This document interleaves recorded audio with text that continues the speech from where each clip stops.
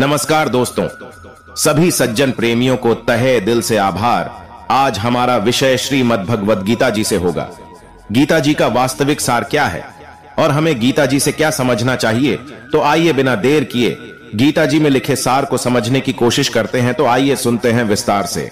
अष्टांग योग युक्त और वेदांत पारंगत मनुष्यों के लिए आत्म कल्याण संभव है। आत्म कल्याण ही परम कल्याण है। उस आत्म ज्ञान से उत्कृष्ट और कुछ भी लाभ नहीं है।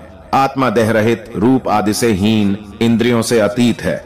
मैं आत्मा हूँ। संसार आदि संबंध के कारण मुझे किसी प्रकार का दुख नहीं है। धूम रहित प्रज्वलित अग्निशिखा जैसे प्रकाश प्राप्त करती है, वैसे ही आत्मा स्वयं प्रदीप्त रहता है। जैसे आकाश में विद्युत अग्नि का प्रकाश होता है, वैसे ही हृदय में आत्मा के द्वारा आत्मा प्रकाशित होता है। श्रोत्र आदि इंद्रियों को किसी प्रकार का ज्ञान नहीं है। वे स्वयं को भी नहीं जान सकती हैं, परंतु सर्वज्ञ सर्वदर्शी क्षेत्रज्ञ आत्मा ही इंद्रियों का दर्शन करता है। जब आत्मा उज्जवल प्रदीप के समान हृदय पटल पर प्रकाशित होता है, तब पुरुषों का पाप कर्म नष्ट हो जाता है और ज्ञान उत्पन्न हो जाता है। जैसे दर्पण में दृष्टि डालने पर अपने द्वारा अपने को देख सकते हैं, वैसे ही आत्मा में दृष्टि करने पर इंद्रियों को, इंद्रियों के विषयों को तथा पंच महाभूतों का दर्शन किया जा सकता है। मन, बुद्धि, अहंकार और अव्यक्त पुरुष, इन सभी के ज्ञान के द्वारा संसार बंधन से मुक्त हो जाना चाहिए। सभी इंद्रियों का मन में अभिनिवेश कर उस मन को अहंकार में स्थापित करना चाहिए। उस अहंकार को बुद्धि में, बुद्धि को प्रकृति में, प्रकृति को पुरुष में एवं पुरुष को परब्रह्म में विलीन करना चाहिए। इस प्रकार करने से ही मैं ब्रह्म हूं, इस प्रकार की ज्ञान ज्योति का प्रकाश होता है। इससे वह पुरुष मुक्त हो जाता है। 9 द्वारों से युक्त, तीनों गुणों के आश्रय तथा आकाश आदि पंचभूतात्मक और आत्मा से अधिष्ठित इस शरीर को जो ज्ञानी व्यक्ति जान लेता है, वही श्रेष्ठ है और वही क्रांतदर्शी है। 100 अश्वमेध या हजारों वाजपेय यज्ञ इस ज्ञान यज्ञ के 16वें अंश के फल को भी प्रदान नहीं कर सकते। श्री भगवान ने पुनः कहा, हे अर्जुन, यम, नियम, आसन, प्राणायाम, प्रत्याहार, ध्यान, धारणा तथा समाधि यह अष्टांग योग मुक्ति के लिए कहा गया है। शरीर, मन और वाणी को सदा सभी प्राणियों की हिंसा से निवृत्त रखना चाहिए, क्योंकि अहिंसा ही परम धर्म है और उसी से परम सुख मिलता है। कर्मणा मनसा वाचा सर्वभूतेषु सर्वदा, हिंसा विराम को धर्मो ह्यहिंसा, परमम सुखम सदा सत्य और प्रिय वचन बोलना चाहिए। कभी भी अप्रिय सत्य नहीं बोलना चाहिए, प्रिय मिथ्या वचन भी नहीं बोलना चाहिए। यही सनातन धर्म है। सत्यम ब्रूयात प्रियम, ब्रूयान्न ब्रूयात सत्यम प्रियम, प्रियम च नानृतम ब्रूयादेश धर्म सनातन। चोरी से या बलपूर्वक दूसरे के द्रव्य का अपहरण करना अस्तेय है।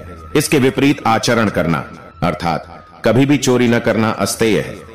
स्तेय कार्य चोरी कभी भी नहीं करना चाहिए, क्योंकि अस्तेय चोरी न करना ही धर्म का साधन है। सदा और सभी अवस्था में कर्म, मन और वाणी के द्वारा मैथुन का परित्याग करना चाहिए। इसी को ब्रह्मचर्य कहा जाता है। आपत्ति काल में भी इच्छा पूर्वक द्रव्य का ग्रहण न करना ही अपरिग्रह है। प्रयत्न पूर्वक परिग्रह का परित्याग करना चाहिए। शौच 2 प्रकार के हैं, बाह्य और आभ्यंतर। मृत्तिका और जल आदि के द्वारा बाह्य एवं भाव शुद्ध के द्वारा आभ्यंतर शौच होता है। यदृच्छा लाभ अर्थात अनायास प्राप्ति से संतुष्ट होना ही संतोष है। यह संतोष ही सभी प्रकार के सुख का साधन है। मन और इंद्रियों की जो एकाग्रता है, वही परम तप है। कृच्छ्र और चांद्रायण आदि व्रतों के द्वारा देह का शोषण भी तपस्या है। पुरुषों की सत्व शुद्धि के लिए जो वेदांत, शत्रुद्रिय का पाठ और ओमकार आदि का जप है, पंडित जन उसे स्वाध्याय कहते हैं। कर्म, मन और वाणी से हरि की स्तुति, नाम स्मरण, पूजादि कार्य और हरि के प्रति अनिश्चला भक्ति को ही ईश्वर का चिंतन कहा जाता है। स्वस्तिकासन, पद्मासन और अर्धासन आदि आसन कहे गए हैं। अपने शरीरगत वायु का नाम प्राण है। उस वायु के निरोध को प्राणायाम कहा जाता है। हे पांडव, इंद्रियां असद्विषयों में विचरण करती हैं, उनको विषयों से निवारित करना चाहिए। साधुगण इस प्रकार के इंद्रिय निरोध को प्रत्याहार व कहते हैं। मूर्त और अमूर्त ब्रह्म चिंतन को ध्यान कहा जाता है।